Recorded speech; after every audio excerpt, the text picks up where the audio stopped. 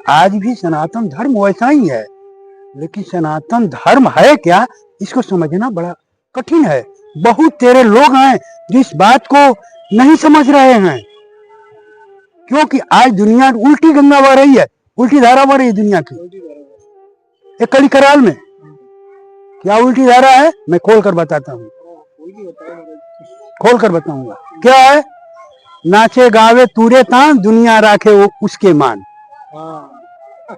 कि माया में रहते हुए माया से परे, मैं सबके लिए बात करता हूँ, हर जीव के प्राणी के लिए। माया से बचा कहाँ जाएगा महाराज? माया में रहते हुए माया से परे एक सूत्र है, एक उपाय है जो मैं बताता हूँ, सुनो। माया में सृष्टि के अंदर में सबके अंदर दो आदमी है, इसको मानना पड़ेगा। एक नकली है, एक असली है। जिसका नकली का नाम है मन और असली का नाम है आत्मा। आत्मा का निवास स्थान है परमात्मा में, आत्मा का वास होती है।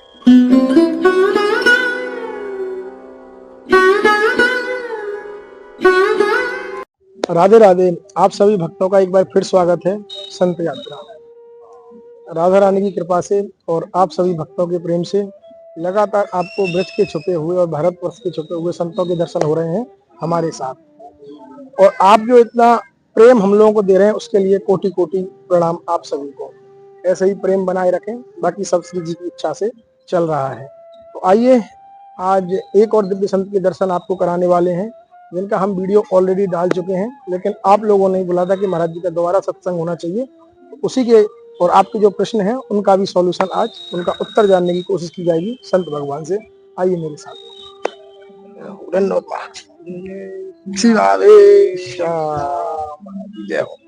और बताओ।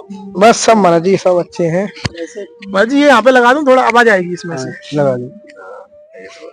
यहाँ पे आवाज आएगी, बस बस बस बस।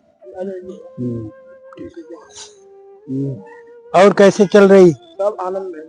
यहाँ तो आप अन्य यात्रा खोल रखे हैं, अन्य क्षेत्र खोल रखे हैं, और संतों का अन्य क्षेत्र है ये। तो क्या राधा रानी की कृपा है, ठाकुर जी की, ओ जो बंद कार्य है उसको खोल दिए, और संतों की कृपा और भक्तों की कृपा से अब संतों का प्रसादी सेवा बहुत सुंदर ढंग से आप कीजिए। ये संतों की कृपा से ही चल रहा है और राधा रानी की कृपा से ही चल रहा है महाराज जी। तो महाराज जी कोटि कोटि प्रणाम आपको। पहले तो आपने इतना समय दिया हमारे लिए। अभी महाराज जी कुछ भाइयों का ही प्रश्न है जो हमारे साथ यूट्यूब पे जुड़े हुए हैं और जिनके कमेंट आते हैं पर्सनली व्हाट्सएप पे हमारे। अच्छा। तो महाराज जी बहुत ही सुलभ एक छोटा सा प्रश्न है, बहुत छोटा सा और बहुत बड़ा भी है, कि महाराज जी समाज में कल्याण के लिए, समाज सुधार के लिए जो कलिकाल चल रहा है अभी, उसको सनातन धर्म को देखते हुए आपको क्या इससे बचना चाहिए, कैसे हम सनातनी लोगों को चलना चाहिए इससे इस धर्म का और ज्यादा प्रचार, उसके बारे में महाराज जी दो शब्द। देखिए, संतों का, शास्त्रों का और जितने संत महापुरुषों का जो वाणी है, वो उन्होंने जो बताया है वो मानने योग्य चीज है, जो सदियों सदियों से सबका, हर जीवों का कल्याण होते आया है आज तक।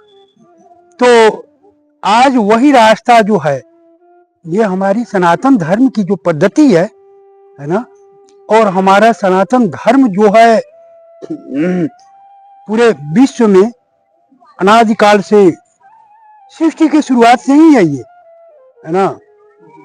और इसका प्रादुर्भाव हुआ, जब प्रकट हुआ तो हमारे ऋषियों से हुआ। ये भारत भूमि बहुत पुरानी भूमि है हमारी, और इस पुरानी भूमि में है ना हमारे बड़े एक से एक दिग्गज ऋषि मुनि जंगलों में निवास करते है ना। तो पहले हमारे सनातन धर्म ऋषियों ने जो बनाया है, उसके आधार से आज भी सनातन धर्म वैसा ही है, लेकिन सनातन धर्म है क्या, इसको समझना बड़ा कठिन है। बहुत तेरे लोग हैं जो इस बात को नहीं समझ रहे हैं, क्योंकि आज दुनिया उल्टी गंगा बह रही है, उल्टी धारा बह रही है दुनिया की। एक कड़ी कराल में क्या उल्टी धारा है, मैं खोल कर बताता हूँ, खोल कर बताऊंगा क्या है। नाचे गावे तूरे तान, दुनिया राखे वो उसके मान। हाँ, सीधा यही हो रहा है। नाच गान हो, ज्यादा लोग हमें झुके, पैर छुए, हाँ, लोग ज्यादा आएंगे तो रुपया ज्यादा बरसेगा, हाँ, रुपया ज्यादा बरसेगा, हमारा मान सम्मान होगा, है ना। आश्रम चलेंगे, शिष्य अधिक होंगे, हमारा दुनिया में नाम होगा, कीर्ति फैलेगी। तो देखिए 3 बात है इसमें। सनातन धर्म हमारा लोप हो रहा है। क्यों हो रहा है? बहुत विकट समस्या है। इसमें 3 बातें हैं, कंचन, कामनी और कीर्ति। ये और कीर्ति, ये 3 माया है। कंचन और कामनी और कीर्ति, जिनको माया बताई गई है। और जो कंचन और कामनी और कीर्ति के, चाहे संत हो चाहे महासंत हो, कोई हो, है ना, भगवान को छोड़ करके, परमात्मा को छोड़ करके, जो परमात्मा है, भगवान कृष्ण तो थे ही, लेकिन उन्होंने भी माया रची, माया में रहे। राम भी, भगवान राम माया में रहे, है ना, फिर भी माया से परे रहे। यह लीला है यहाँ कि माया में रहते हुए माया से परे। मैं सबके लिए बात करता हूँ, हर जीव के, प्राणी के लिए। माया से बचा कहाँ जाएगा महाराज? माया में रहते हुए माया से परे एक सूत्र है, अच्छा, एक उपाय है जो मैं बताता हूँ। बताइए। सुनो, माया में रहते हुए माया से परे कैसे हो सकते हैं, समझे, तभी सनातन धर्म आपका टिक सकता है, आप सच्चे सनातनी बन सकते हैं, है ना, और तभी आपका उद्धार हो सकता है, समझिए। माया में रहते हुए माया से परे का मतलब होता है कि शरीर माया में है, काम कर रहे हैं, खा रहे हैं, पी रहे हैं, नौकरी, बिजनेस, व्यापार सब कुछ कर रहे हैं, है ना, लेकिन ये जो माया में लगा हुआ मन आपका है, वो माया में न लगे। यही जैसे कमल, कृष्ण भगवान ने गीता में कहा, अर्जुन, जैसे कमल में, जल में कमल रहता है ना, वैसे संत को या कोई भी प्राणी को माया रूपी जल के अंदर कमल रूपी पुष्प के समान रहना चाहिए। ये तो बड़ा मुश्किल है ना, जैसे कि अब जो आदमी पाप कर्म कर रहा है वो तो शरीर से कर रहा है, ठीक है, तो वो कहीं ना कहीं आत्मा को तो झेलना पड़ता है ना। जो कर्म का जो फल है वो आत्मा को भी इफेक्ट करता है। तो ये शरीर और आत्मा फिर अलग कैसे होंगे, ये कैसे? तो वही तो बता रहा हूँ, सुनो तो भला। कैसे बता रहा हूँ, कैसे अलग किया जाएगा? देखो, इसमें 2 आदमी हैं, तुम 2 आदमी हो, इस सृष्टि के अंदर में, सबके अंदर 2 आदमी है, इसको मानना पड़ेगा। एक नकली है, एक असली है। जिसका नकली का नाम है मन और असली का नाम है आत्मा। आत्मा का निवास स्थान है परमात्मा में, आत्मा का वास होती है, आत्मा में परमात्मा का। तत्व को समझो, मैं तत्व से बता रहा हूं तुमको। भगवान कृष्ण ने गीता में बताया है 2 तत्व हैं, तत्व एक ही है, प्रकृति 2 है। तत्व एक ही है, प्रकृति 2। प्रकृति 2 कैसे है? एक जड़, एक चेतन। गीता में इसका अनुवाद किया गया है, जड़ चेतन। दूसरे अध्याय में पढ़िएगा, जड़ और चेतन का वर्णन किया गया है। कृष्ण भगवान ने गीता में कहा, अर्जुन, प्रकृति तुम्हारी 2 है, एक तो शाश्वत है, एक नश्वर है, और तुम्हारे मन है उसका नश्वर है, शरीर है नश्वर है, और आत्मा है शाश्वत है। तो हम जब तक से नश्वर में फंसे हुए हैं तब शाश्वत का ज्ञान नहीं होता है, न दिखाई देता है, वो हमारी आत्मा है। क्या तुम अपनी आंखों से सारी दुनिया को देख रहे हो, सबको देख रहे हो? क्या अपनी आत्मा को देख रहे हो? का कभी अनुभव किया मेरी आत्मा कैसी है? नहीं किया महाराज। शीशा में, दर्पण में आदमी चेहरा देखता है ना, लेकिन क्या शीशा अपना चेहरा देख लेगा? क्या अपनी आंखें हैं, तुम सबको देख लेते हो, क्या अपने चेहरा को देख रहे हो? क्या बताओ, अपने चेहरा को देखने के लिए शीशा की जरूरत पड़ती है ना? बिल्कुल, शीशा की जरूरत पड़ती है, तभी दिखेगा, तभी दिखेगा। और चाहे कितना देख सकते हैं, अपनी पूरे संसार को देख लें, सबकी चेहरा को देख लेंगे, लेकिन अपने चेहरा को देखने के लिए दर्पण की जरूरत है। दीपक पूरे संसार को रोशनी देता है, प्रकाश करता है, लेकिन दीपक के तले देखिए कि अंधेरा ही होता है। बेचारा खुद ही अंधेरा में रहकर दूसरे को प्रकाश देता है। सत्य, वही नियम है यहाँ। आप अपने को जाने, पहले अपने शाश्वत स्वरूप को, अपनी आत्मा को जाने, छुपी हुई हो, तत्व कहा दो है, इसमें बहुत मार्मिक विषय है जो आप प्रश्न खड़े किए हैं। ये सनातन है। सनातन कौन है? सुन लीजिए। सनातन आत्मा ही सनातन है। कृष्ण भगवान ने कहा गीता में, हे अर्जुन आत्मा ही सनातन है। सबसे सनातन तो सनातन का अर्थ क्या है? सुन लीजिए। सनातन का अर्थ होता है पुराना, जो अनंत काल से जिसका जन्म ही मृत्यु ना है, उसका नाम सनातन। परमात्मा सनातन है, आत्मा सनातन है, और कोई साधारण वस्तु सनातन नहीं है। सब नश्वर हैं जगत में। सनातन का अर्थ होता है शाश्वत, समझिए, अनादिकाल से, समझो। तो कहने का मतलब है कि जब तक हम सनातन को नहीं जानेंगे तब तक हम सनातन के विषय में हम प्रवेश कहां से करेंगे? उसमें कैसे पकड़ पाएंगे? कैसे हम बन पाएंगे? सभी लोग कहते हैं हम सनातन हैं, तिलक लगा लिए, चंदन लगा लिए, दाढ़ी बढ़ा लिए, कपड़ा रंगा लिए, क्या सनातन हो गए? सनातन अंदर वाला बनता है, वो सोया हुआ है। जो आत्मा है, सबकी आत्मा सोई हुई है ना? उसको जगाना पड़ता है। कोई आदमी चादर तान कर सोए हुए घर में है, और दुनिया आ रही जा रही है, उसको कुछ पता ही नहीं है, होश ही नहीं है क्या हो रहा है दुनिया में। आदमी 8 घंटे सोता है, 6 घंटे सोता है, जानता है दुनिया में क्या हो रहा है, नींद में पड़ा हुआ है, बेहोश है। लेकिन कोई जगाता है, अपने से नींद खुलता है, जागता है, तब तो जानता है, तब चेतना खुलती है, तब देखता है, तब वो अपने दिमाग से सब देख ले, यहाँ हूँ। यह आदमी को सोने के बाद अपने नाम भी नहीं याद रहता है, अपना शरीर भी नहीं याद रहता, अपना परिवार तो दूर है। जब अपने को नहीं देख रहा है ना, और जान रहा है सोए अवस्था में, तो फिर संसार को कैसे जान सकता है? तो ये तो आत्मा तुम्हारी जन्मों जन्म से सोई हुई है, मैं सत्य ही कहता हूँ। तुम्हारी नहीं, समस्त सृष्टि की आत्माएं वही जगा हुआ है ना?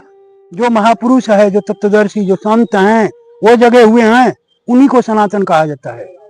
तत्वदर्शी संत का मतलब क्या हुआ महाराज जी? तत्वदर्शी संत का अर्थ तत्व को जानने वाला, तत्व यानी आत्मा, तत्व यानी परमात्मा, उसी का नाम सनातन कहा गया है। कैसे पहचान होगी? तो ये तो बहुत लोगों को कंफ्यूजन तो फिर जब आसानी होता तो दुनिया देख लेती, पहचान लेती, फिर वो संतों को खोजने की क्या जरूरत थी? वही तो बोल रहा हूं, कैसे पहचान होगी? तत्वज्ञानी संत है। हाँ, उसका भी लक्षण होते हैं। हाँ, वहाँ वीडियो बनाया ना, इस पर चर्चा किए थे ना। देखिए, कृष्ण भगवान ने गीता में, गीता एक ऐसी पुस्तक है, उसमें रत्न के खजाने भरे हुए हैं।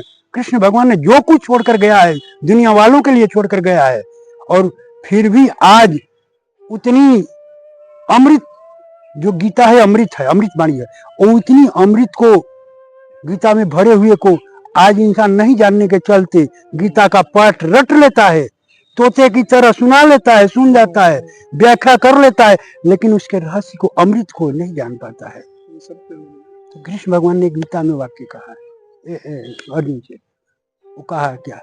अर्जुन, महापुरुषों का लक्षण क्या है? अर्जुन ने पूछा कि हे प्रभु, आप तो भगवान हैं, सब कुछ सर्वव्यापी हैं, हमें ये बताइए कि तत्वदर्शी महापुरुष का लक्षण क्या होता है?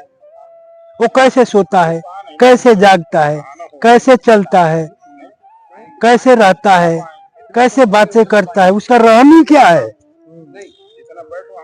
समझिए ना। तो कृष्ण कहे कि बहुत बढ़िया प्रश्न किया अर्जुन, ये तो सार्वभौम प्रश्न है, सबके लिए जरूरी है ना, सुनने लायक बात है। तो उसमें जो है, कृष्ण भगवान ने कहे कि सुनो, मैं उत्तर देता हूँ। तत्वदर्शी महापुरुष उसे कहते हैं, वही सनातन है, असली सनातन, जो आत्मा को देखता है। इस आंख से संसार को नहीं देख करके आत्माओं को देखता है। अष्टावक्र एक गुरु थे, राजा जनों को शिक्षा दिया उन्होंने। हाँ, तो उन्होंने, अष्टावक्र ने बताए हैं, समझो ना, कि आंखें 2 होती हैं, एक ज्ञान की आंख त्रिकुटी में होती है, तीसरा नेत्र, हाँ, तीसरा नेत्र, और एक माया की आंख, ये दोनों माया की आंखें हैं। ये माया के आंखों से तत्वदर्शी को पहचानना बड़ा कठिन है। उसको पहचानना हो तो ज्ञान की आंखों से पहचानना पड़ेगा। इसलिए अष्टावक्र ने जब गए राजा जनक के दरबार में, तो बड़ी दिग्गज महापुरुष बैठे हुए थे, एक से एक, है ना, ज्ञानी, ब्राह्मण संत सन्यासी भीड़ लगी हुई थी। बड़ा कथा है, बताएंगे इसको, अष्टावक्र के बारे में राजा जनक का संवाद है। कई दिन इस पर भी वीडियो बनेगी हमारी, अवश्य। और बहुत ही मार्मिक और पूरे समाज को बहुत सुंदर ज्ञान मिलेगा इससे। तो उसने कहा कि क्या जैसे जैसे यहाँ हम लोग बैठे हुए हैं, कोई आगे खड़ा हुए तो हम भी देख रहे हैं, वो भी देख रहा है। तो अगर कोई आदमी जब अष्टावक्र आए तो अष्टावक्र 8 अंगों से टेढ़ा थे, 8 अंग बिल्कुल ही टेढ़े थे, लकुटिया पर लेकर चलते थे, है ना। तो लकुटिया थाम कर ऐसे खड़े हुए, काले कलुटे, अभी 12 वर्ष के उम्र के थे वो। सुखदेव जी की उम्र और उनकी उम्र एक ही समान होती थी। फिर ये ब्रह्म ज्ञानी थे, वो ब्रह्म ज्ञानी थे, ब्रह्म की ज्ञान था उन्हें। तो ऐसे खड़ा हुए, सबको निहारने लगे, समाज को देखने लगे।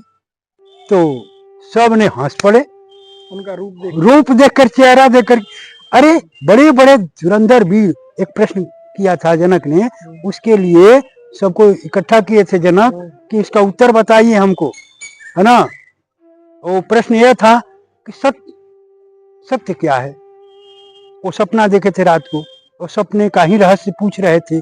और सपना में यही सपना था कि राजा जनक एक भिखारी के रूप में अपने को देखे रात को, कि मैं भिखारी हूँ, कुरूप चेहरा है, बाल दाढ़ी बड़ा हुआ है, कटोरा हाथ में है और भीख मांग रहा हूँ द्वार द्वार जाकर, और दरवाजा बंद है, कोई भीख भी ना दे रहा है और भूखे मर रहे हैं। ये सपना जब आया जनक के जीवन में, रात्रि में, अब जब जगे तो सोचने लगे, अरे ये कैसा मेरा सपना है, कहाँ मैं राजा, कहाँ मैं सबको जिला खिला रहा हूँ, प्रजा का पालन कर रहा हूँ, और कहाँ मैं भिखारी और भूखा। ये प्रश्न रानी से पूछे, रानी भी थी, वो भी ना बता पाई, रात का बात था। फिर सुबह हुआ, फिर दरबार में गए, राजा जनक ने सभी जितनी, पहले राजा राजवाड़ के दरबार होते थे, तो वहाँ राजा राजवाड़ के दरबार में संत महात्मा ऋषि मुनियों का स्थान होता था बैठने के लिए, विचार परामर्श करने के लिए। तो वो उन्होंने पूछा कि भाई आज एक बहुत बड़ी विचित्र सपना देखे हैं, उसका उत्तर बताइए। तो कहे कि ठीक है मैं उत्तर बताता हूँ। नहीं कहे कि सब लोग इकट्ठे हुए थे, संत ब्राह्मण सभी इसीलिए आए थे, इसीलिए आए हुए थे। बाद में अष्टावक्र जी, हाँ समझे ना। बिल्कुल। तो वही प्रश्न था, वही प्रश्न हुआ कि सत्य क्या है। तो सत्य के निरूपण के लिए कोई ना बता पा रहा था। तो तब लास्ट में अष्टावक्र आए, वही ने उत्तर दिया है, समझो ना। वह कहा कि संसार में, पहले तो चमड़ी को देखकर हंस दिए, तो कहे कि वो चले गए। फिर अवाक रह गए सब, जब हंसे लोग तो ये चमार बना दिया, ये बताओ ये क्या कह गए। फिर कोई ध्यान नहीं दिया, चले भी गए।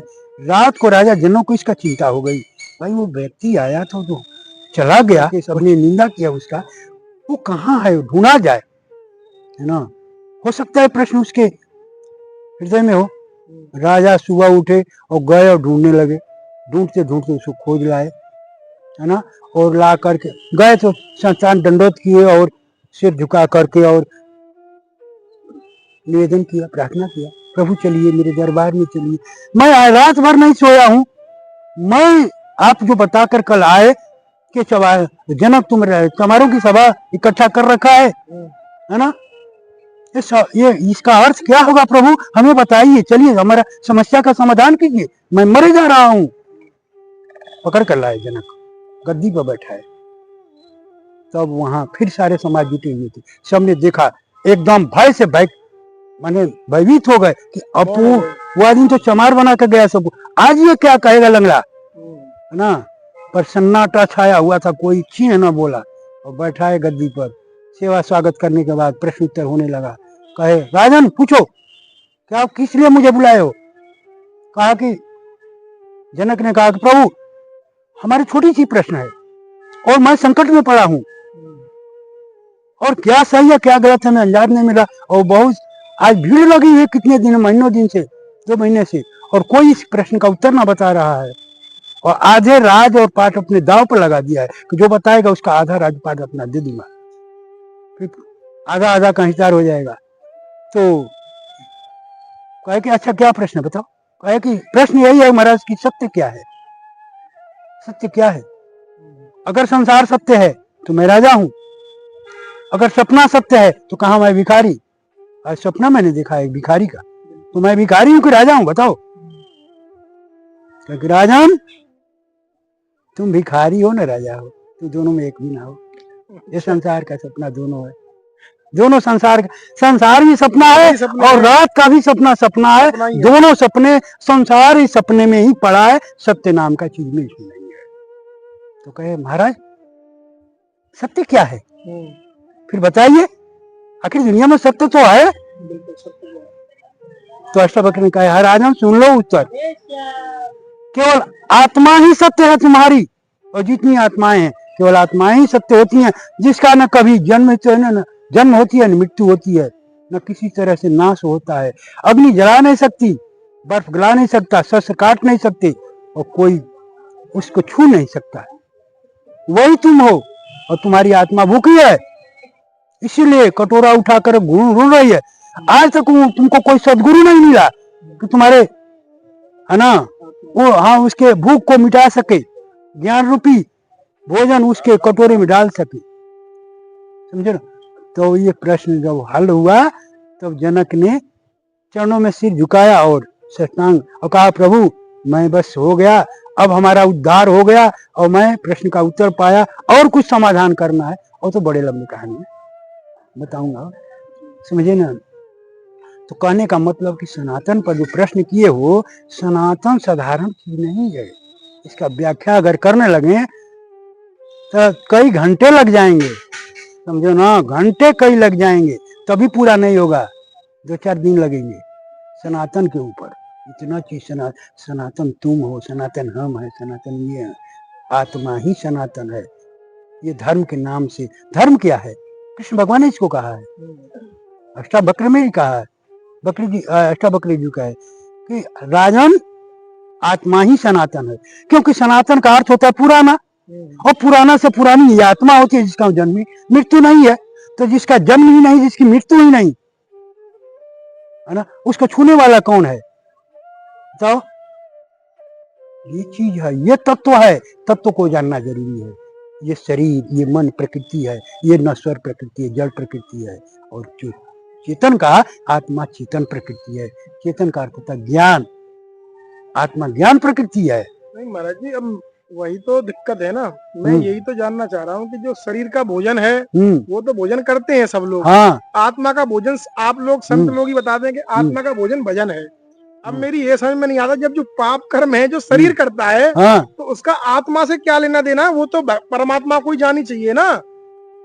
नहीं, भजन करे ना करे, जब वो भगवान का स्वरूप ही आत्मा है। मनुष्य, मतलब सुनो, मनुष्य अपनी बुद्धि से समाधान करता है, लेकिन मनुष्य की बुद्धि से समाधान होने वाला ये प्रश्न नहीं है। बिल्कुल सही है, वही समझिए ना। आपका अनुभव जानना चाह रहा हूँ मैं इस विषय पे। तो अनुभव तो हम बता रहा हूँ कि देखिए, शरीर रोटी चावल दाल सब्जी खाएगा, शरीर भरेगा, है ना, शरीर का पोषण होगा, शरीर अपना काम करेगा दिन भर। ये घोड़ा है, इंद्रियां घोड़े हैं, है ना। और आत्मा का भोजन ज्ञान होता है, भजन जिसको कहते हैं, भजन कहो, ज्ञान कहो, या परमात्मा कहो, वही उसका खुराक है। अब बताओ, अब जब इसका परमात्मा खुराक है, ज्ञान ही खुराक है, ईश्वर का जो स्वरूप है वो ज्ञान स्वरूप है। ज्ञान की चार लाइन है, 4 लाइन का मतलब 4 तरह से जो विवेचन है, उस ज्ञान को 4 रूपों में बताई गई है। शब्द, विवेक, ज्ञान, अनुभूति। ये आत्मा और परमात्मा की एक ज्ञान तत्व है। ज्ञान तत्व को इतना जानना आसान है, सुन लिया, लेकिन अनुभव करना पड़ता है। इसीलिए तो साधना करनी पड़ती है, ध्यान समाधि में डूबना पड़ता है, जाना पड़ता है। हमने गए जब तो पाया इसको, और तब हमने सत्य को जाना कि मैं ही सबसे बड़ा सत्य हूँ। कृष्ण ने अर्जुन से कहा, अर्जुन मैं ही सबसे बड़ा सत्य हूँ, और सबसे बड़ा धर्म तो मैं ही हूँ। यानी जो सनातन है वो बड़े सबसे बड़ा सत्य है, वो सबसे बड़ा धर्म है।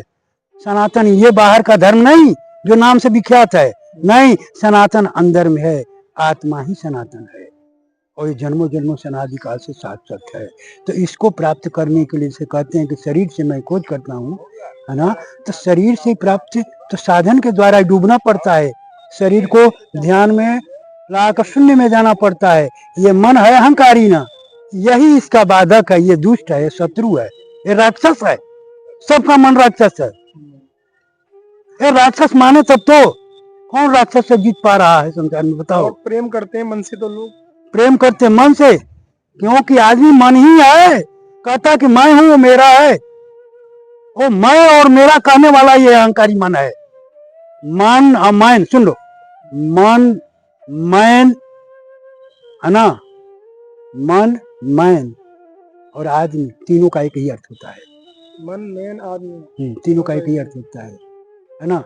मन भी आदमी है, मैन भी आदमी, अर्थ एक ही अर्थ होता है। शब्दों का फेर है, समझ में नहीं आता है, लोगों को भटक जाते हैं लोग, ऐसे ऐसे शब्द हैं छुपे हुए। तो जी ऐसा हो सकता है कि हाँ। मन को कंट्रोल किया जाए, हाँ, ऐसा हाँ, संभव है? हाँ बिल्कुल संभव है, संभव है। हाँ बिल्कुल संभव है। कैसे है महाराज जी, थोड़ा तो अभी बताइए। काली कराल से जीव छूट सकता है ना, और सनातनी बन सकता है, समझो। सनातन धर्म को ऊपर चल करके अपने शाश्वत जीवन में, शाश्वत परमात्मा में शांति प्राप्त कर सकते हैं, परम शांति को। तो मन को देखो, मन के भी ऊपर सुन लो। हाँ, थोड़ा सा बहुत मार्मिक विषय निकाल दिए, इतने जल्दी से सहल नहीं हो जाता है, बड़े शॉर्टकट कर रहा हूँ। जी। हाँ, बड़े शॉर्टकट कर रहा हूँ। मन का विषय देखो, इसमें कई वीडियो आपको बनाएंगे, जब रहस्यमय ये चीज है, जब समझ में आएगी, समझो। तो ये मन क्या है? मन इच्छाओं का, जोड़ों का नाम मन है, चाहना का नाम मन है। जिसकी चाहना और कामना जितनी मजबूत होती है, उतना ही वो बलवान मन होता है, हाथी के समान, देख लो। और इसी चाहना और कामना का जो अंत करने वाला कौन होता है? तपस्वी, त्यागी, ऋषि, मुनि, जो एकांत में रह करके संसार को छोड़ दिए हैं, है ना। आज प्रश्न उठाए हो कि कली कराल में इन जीवों का कैसे उद्धार होगा। सबको संभव नहीं है कि जंगल जाए, सबको संभव नहीं हो कि अपना समय साधना में लगाए, है ना। तो उनका कैसे उद्धार होगा? तो एक छोटे से रूप में बताया है ना। कौन? ये अष्टावक्र ने कहा है कि राजन,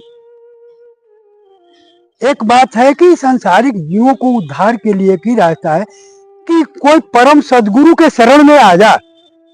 जैसे कृष्ण, अर्जुन के समय में कृष्ण थे, कृष्ण जैसे सदगुरु के शरण में अर्जुन गया, उसका उद्धार हो गया। अष्टावक्र के समय में जनक थे, अष्टावक्र ने शरण में गया, जनक मिला, अष्टावक्र के शरण में जनक गया, जनक का प्रश्न का, समस्या का समाधान हुआ और उद्धार हो गया, है ना। परीक्षित का कल्याण सुखदेव जी के द्वारा हो गया, समस्या का समाधान। हाँ, अब परीक्षित का थोड़ा सा, अब विषय तो बढ़ा रहे हो मन के ऊपर, अब मन ही के तो बात बता रहे हैं। परीक्षित ने क्या किया? परीक्षित को श्राप लगा हुआ था, भागवत में प्रसंग आती है, और श्राप लगा हुआ था परीक्षित को। तो परीक्षित ने कि अब वो कलयुग बुद्धि में जब बैठ गया, प्रवेश कर गया, तो अब सोने पहने हुए थे, सोने में प्रवेश कर गया, और सोना में उन्होंने वरदान दे चुका था कि सोने में ही तेरा वास है, और सोने के धारे बुद्धि में घुस गया। अब बुद्धि विकृत कर दिया, और राजा का ओ परीक्षित का बुद्धि बदल गई, और मरे हुए सर्प को लेकर के मुनि गले में डाल दिया, ऐसी कहा कथा है, है ना। इसके चलते श्राप लग गया, और श्राप के चलते उन्होंने, श्राप ये लगा कि तुमके 7वें दिन मृत्यु हो जाएगी, और अपने और राजन अपना समाधान, अगर मोक्ष मुक्ति चाहते हो तो जाओ संतों के चरणों में कहीं जाओ, और अपना 7 दिन के अंदर समाधान ढूंढो, 7 दिन का जैसे तुम्हारा मोक्ष हो जा, उद्धार हो जा। ऋषि ने बताया, परीक्षित ने गया, उसी समय आज तो दुनिया को कहते हैं भाई थोड़ा सा परिवार से अलग होकर भजन करो, ध्यान करो, मन के एकाग्र करो। मन तुम्हारा अलग होगा तभी भजन हो पाएगा, नहीं तो परिवार के साथ रहोगे तो थोड़ा टेंशन बाजी रहती है, उसमें समाधान है, बताएंगे रास्ता आगे। तो उन्हें परीक्षित ने क्या किया कि गए, 88,000 ऋषियों का समुदाय बैठा हुआ था, ऐसे कथा आती है, नैमिषारण्य में, हरिद्वार में।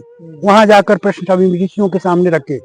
ऋषियों ने कहा कि भैया हमारे पास तो समाधान है 7 दिन के अंदर, कौन सा युक्ति योग और साधना बताऊं जिससे 7 दिन में मोक्ष हो जाए, मुक्ति हो जाए। उन्होंने कहा कि एक बात है, एक बहुत ब्रह्मज्ञानी ऋषि सुखदेव जी मुनि हैं, जो जंगल में तपस्या कर रहे हैं, है ना, उनके अगर वो आ जाते तो उनके पास समाधान हो सकती है। अब ये बात भगवत कृपा से भगवान ने जाकर सुखदेव जी को प्रेरणा दी कि चलो उठो, वहां समाधान करना है। ऋषियों की सभा में राजा धर्मात्मा पुरुष परीक्षित आए हुए हैं, है ना, और उनके श्राप लग चुके हैं, उनके जीवन का उद्धार के लिए चलना है आपको। और भगवान ने प्रेरणा दी और उठे और चल दिए, गए सभा में बैठे और कहे, प्रश्न किए, राजन बोल। ये बहुत बड़ी कथा है। 7 दिन भागवत बताए। 7 दिन के बाद राजा परीक्षित और ये दोनों सुनते रहे, सुनते और परीक्षित को सुखदेव सुनाते रहे, सुनते रहे। 7 दिन के बाद पूर्णाहुति हुई भागवत। वह दिन 2 प्रश्न किए हैं केवल, सुन लो।